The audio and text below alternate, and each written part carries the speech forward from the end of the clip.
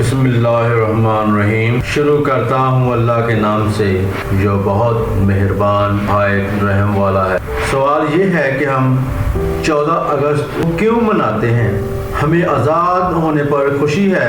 आज़ादी हमें सोचने समझने का शऊर देती है। हर कोई अपने मजहब और अकीदे के मुताबिक ज़िंदगी गुजार सकता है। आज़ादी हमें फ्यूचर सिक्योरिटी देती है। आज़ादी से सेल्फ प्रोटेक्शन महसूस होती है। आज़ाद रियासत की वजह से ही हम अपनी मर्जी के बनाए असूल को अपना कर तरक्की की तरफ गामजन हो सकते हैं। हमें अपने बड़ों को खराज तहसीन पेश करना चाहिए कि उन्होंने हमें एक आजाद मुल्क दिया। बहुत से बात जिनका हम पर आज भी एहसान है। ये दिन उनकी याद दिलाता है कि उन्होंने हमारे लिए अनथक मेहनत और जदोजहद करके हमें एक बड़ी नेमत से नवाजा।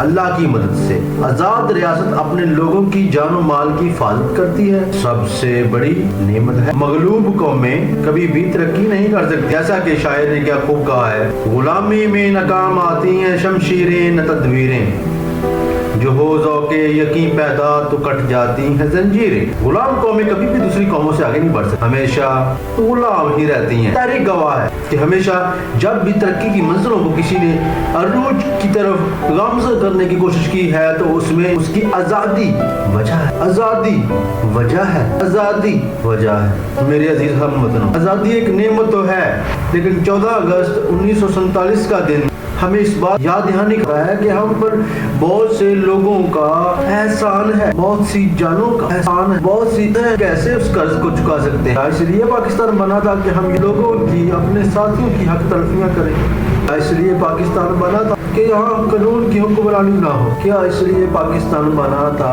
कि अमीर गरीब को खा जाए? इसलिए पाकिस्तान बना था कि जालिम जुल्म पर जुल्म करता रहे, उसे रोकने वाला, दाद रसी करने वाला। मेरे अजीज हमवतनों, हम किस माशरे में रह रहे हैं? आज भी सोए इस गुलाम वाला सोच से हमें नफरत क्यों नहीं होती? हमारे ज़मीर मर चुके हैं या हम खुद ही मर चुके हैं? हमें क्यों एहसास नहीं होता? हमें क्यों एहसास नहीं होता कि हम बहुत से लोगों के मकरूज रहे, इन्होंने हमारे लिए बहुत ही बहुत कुर्बानियां दी, बहुत ही उठाई।